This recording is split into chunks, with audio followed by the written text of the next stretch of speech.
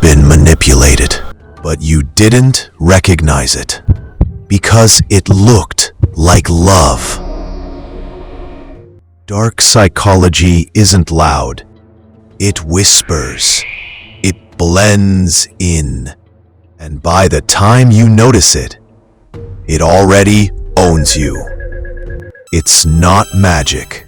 It's not evil science. It's fear dressed as concern. It's guilt disguised as love. It's logic used to silence you. The cruelest control doesn't raise its voice. It holds your heart.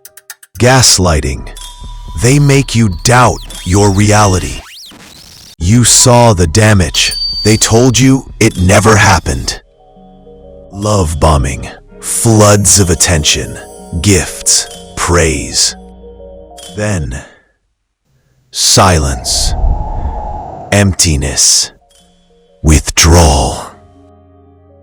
Guilt-tripping. After all I've done for you. They remind you of every sacrifice, so that saying no feels like betrayal. You didn't fall because you're stupid.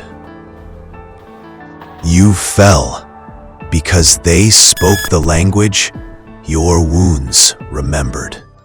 They mirrored your childhood. The smile that turned cold. The approval tied to obedience. It wasn't new pain. It was old pain in a new face. Here's how to fight back. You don't shout. You don't chase. You go still. You use silence as armor. Boundaries as your wall. Clarity as your weapon. You protect the version of you they tried to erase. Not with rage, not with begging, with stillness. That's how you win. You don't explain yourself. You stop giving access. You stop apologizing for choosing peace. Let them go. Let them disappear into the silence they created. And you? You stay grounded. You stay aware. Because now you know what you carry. You know who you are. And you're no longer theirs to distort. If this felt real, comment, "They tried," if they broke you.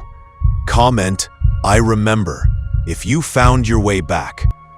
You don't owe them your story, but someone else might need it. Follow the undone mind. We don't explain our peace. We protect it.